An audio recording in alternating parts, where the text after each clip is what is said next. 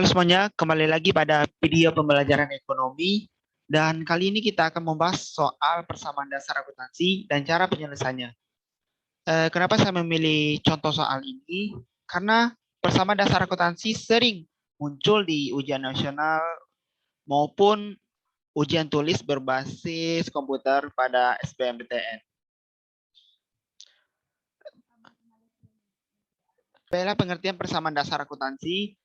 Persamaan dasar akuntansi adalah hubungan perhitungan antara harta, utang, dan modal yang dimiliki oleh suatu perusahaan melalui keseimbangan antara sisi debit dan sisi kredit.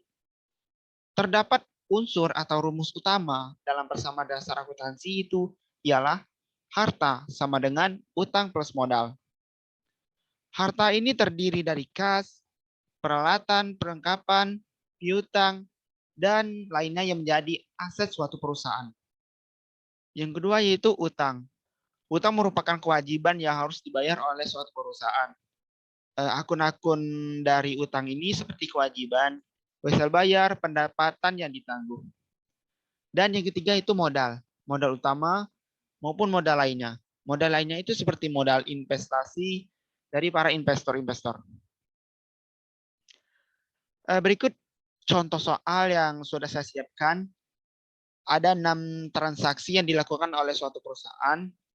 Pertama, perusahaan menginvestasikan modal utama sebesar 500.000 dan perlengkapan sebesar 200.000.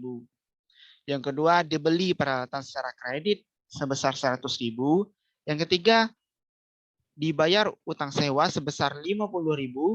Dan keempat, dibayar kewajiban utang kepada kreditur sebesar 50.000.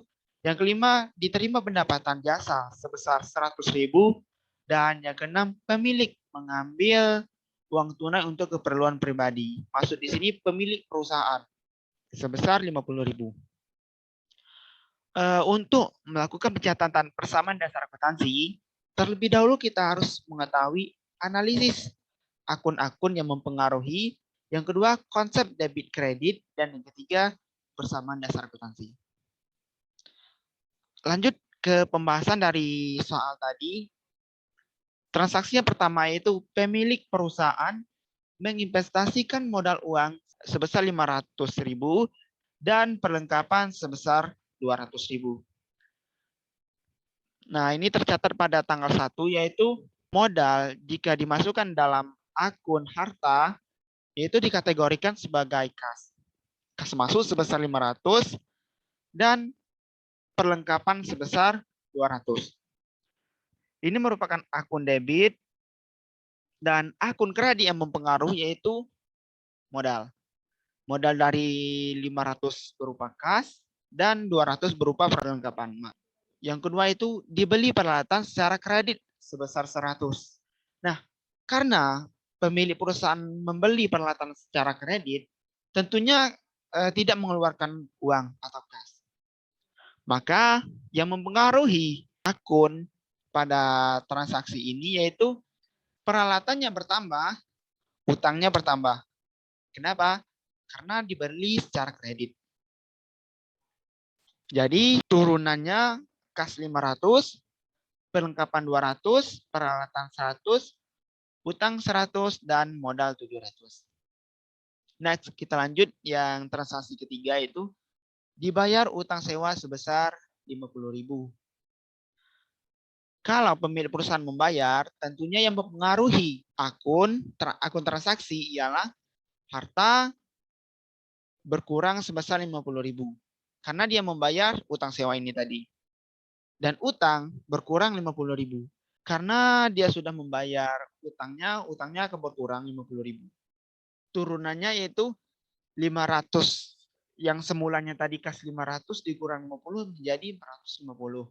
Perlengkapan tetap 200, peralatan tetap 100, utang berkurang 50 dan modal tetap 700. Lanjut yang keempat yaitu dibayar kewajiban utang kepada kreditur sebesar 50.000. Ini hampir sama dengan transaksi yang ketiga yaitu kas berkurang sebesar 50.000, utang berkurang sebesar 50.000. Karena dia membayar kewajiban kepada kreditur. Alhasil, kas berkurang menjadi 400, perlengkapan tetap 200, peralatan 100, utang menjadi 0 atau habis, dan modal 700. Yang kelima yaitu dia terima pendapatan jasa sebesar 100. Jika transaksi tersebut berupa pendapatan jasa, tentunya yang mempengaruhi akun ialah kas dan modal. Maka harta dari suatu perusahaan tersebut bertambah 100 dari pendapatan dan modal bertambah 100.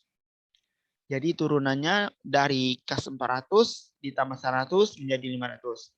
Perlengkapan tetap 200, peralatan 100, dan modal menjadi 800 karena bertambah 100 dari pendapatan.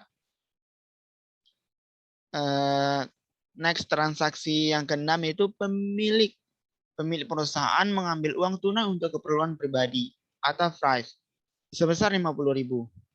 Pemilik perusahaan mengambil uang perusahaan. Uang ini bukan untuk keperluan operasional perusahaan, melainkan kebutuhan pribadinya. Maka akun yang mempengaruhi ialah kas berkurang 50 dan modal berkurang 50. Kas yang semulanya 500.000 menjadi 450. Perlengkapan tetap 200, peralatan 100, utang kosong, utang 0, dan modal berkurang menjadi 750. Maka analisis keseimbangan konsep debit dan kredit ialah hasilnya harus balance. Akun harta memperoleh nilai sebesar 750 dan akun hutang plus modal menjadi senilai 750.000. Oke, ini balance ya. Nah, itu tadi pembahasan dari 6 transaksi yang dilakukan oleh suatu perusahaan.